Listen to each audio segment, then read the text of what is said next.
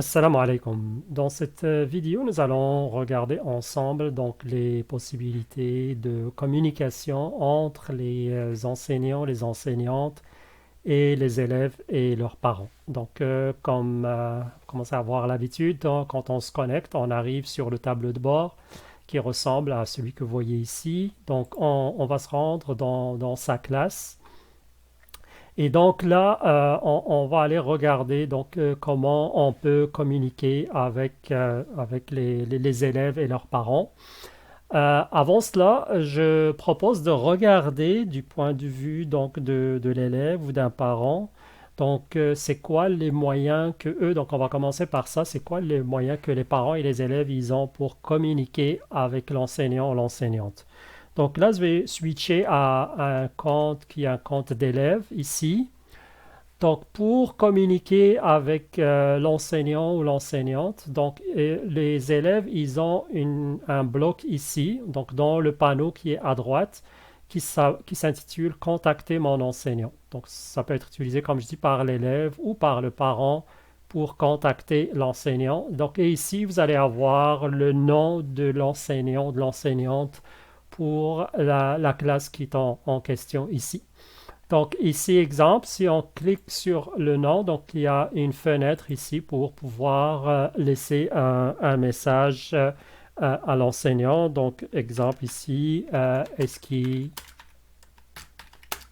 y a un examen la semaine prochaine? Donc de cette façon, donc on va envoyer, donc les parents peuvent laisser des messages aussi, donc de la même façon pour les enseignants. Donc on va faire envoyer, donc là on a la confirmation comme quoi le message a été envoyé.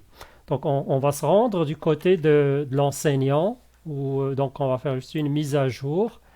Et donc là, vous voyez, donc il y a un signalement ici comme quoi il y a un message en attente. Donc on avait déjà parlé de ce système de communication dans la vidéo qui traite donc du tableau de bord et on avait dit que ça ressemble un peu donc à un WhatsApp. Donc c'est un chat live qui peut être synchrone ou asynchrone. Donc si on est connecté, on peut communiquer directement avec la personne à travers ça. Donc si la personne n'est pas connectée, n'est pas en ligne, donc il y a un message qui est lissé ici à travers sur le site, bien sûr.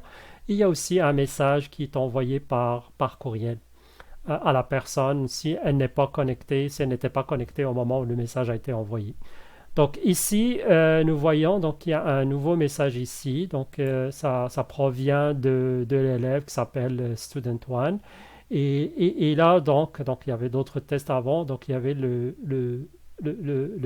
dernier message, en fait, qu'on a envoyé, c'est celui-là. Donc, est-ce qu'il y a un examen la semaine prochaine qui est envoyé aujourd'hui, le 29 novembre? Donc, ici, l'enseignant ou l'enseignante peut répondre à l'élève ou aux parents donc, pour indiquer que, répondre à la question qui est posée ou pour commenter par rapport donc, à ce qui est indiqué dans le message. Donc ça, c'est une façon de communiquer entre les parents, les élèves et l'enseignant ou l'enseignante.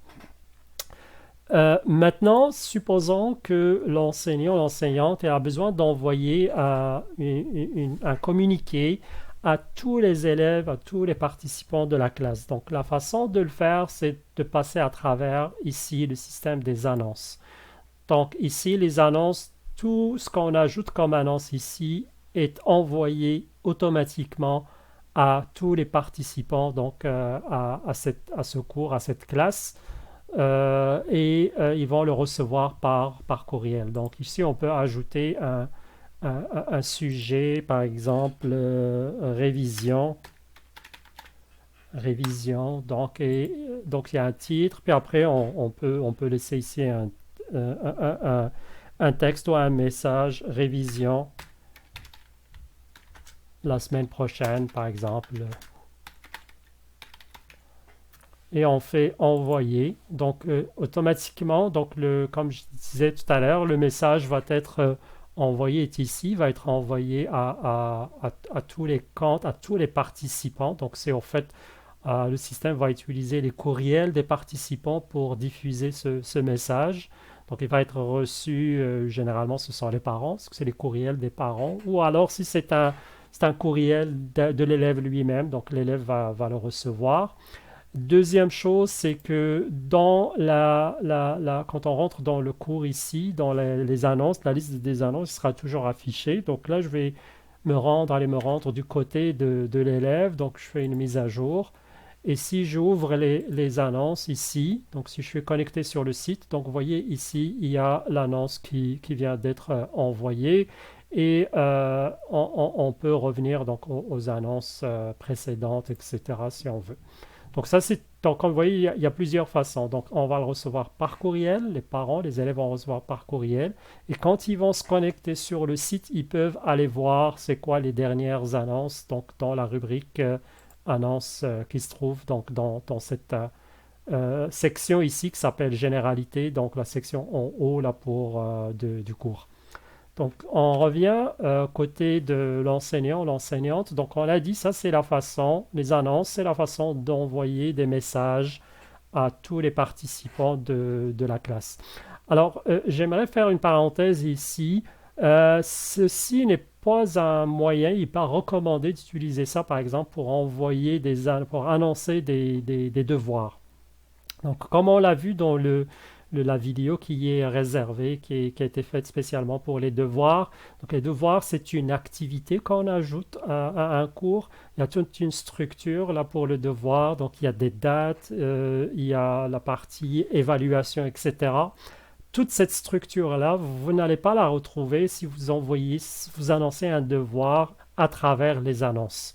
Donc, vous ne pouvez pas l'ajouter, il ne sera pas ajouté automatiquement, par exemple, au calendrier.